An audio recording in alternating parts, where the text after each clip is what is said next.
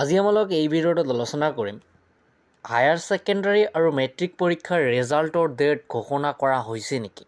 বহুত ইউটিউবাৰে বা বহুত নিউজ চেনেলত এইবোৰ দেখাই আছে যে ৰেজাল্টৰ দিন ঘোষণা কৰা হৈছে, গতিকে ইয়াৰ সত্যতাটো কি। গতিকে আমালোক বেছি দেৰি নকৰি ভিডিঅ'টো আৰম্ভ কৰি আছোঁ আৰু তোমালোকে ভিডিঅ'টো শেষলৈকে চাবা ধৈৰ্য সহকাৰে। সৰ্বপ্ৰথম মই তোমালোকক ক'ম যে মেট্ৰিক পৰীক্ষাৰ ৰেজাল্টৰ ডেট ঘোষণা হোৱা নাই, হায়াৰ ছেকেণ্ডাৰী পৰীক্ষাৰ ৰেজাল্টৰ দিনো ঘোষণা কৰা হোৱা নাই।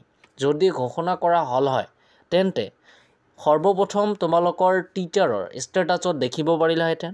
তাৰপিছত তোমালোকৰ শিক্ষামন্ত্ৰী আৰু মুখ্যমন্ত্ৰীৰ ফেচবুকত বা টুইটাৰত দেখিব পাৰিলাহেঁতেন। তেওঁলোকে অন দ্য স্পিচ কল হয় যে ৰেজাল্টৰ ডেট ঘোষণা কৰা হ'ল আৰু নটিছো এখন বাহিৰ হ'ল হয়।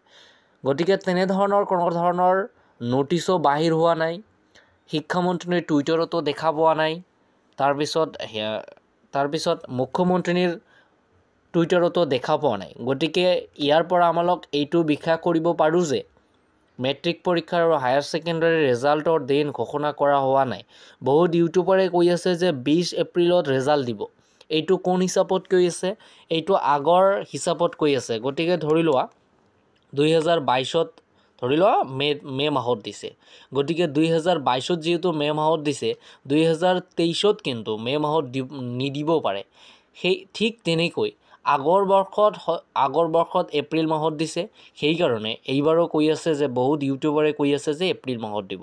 গতিকে ছাত্ৰ ছাত্ৰীসকল কোনো ধৰণৰ ইউটিউবৰ কথা বিশ্বাস কৰিব নালাগে যিমান দিনলৈকে তোমালোকে হাতত নটিচ পোৱা নাই। গতিকে নটিচ অৰ্থাৎ তোমালোকে উপযুক্ত প্ৰমাণ পোৱা, তাৰপিছতে কোনোবা এটা নিউজ বিশ্বাস কৰিব লাগে। গতিকে বিশ্বাস কৰাৰ দৰকাৰ নাই। এতিয়াও কোনো ধৰণৰ ডেট ঘোষণা কৰা হোৱা নাই।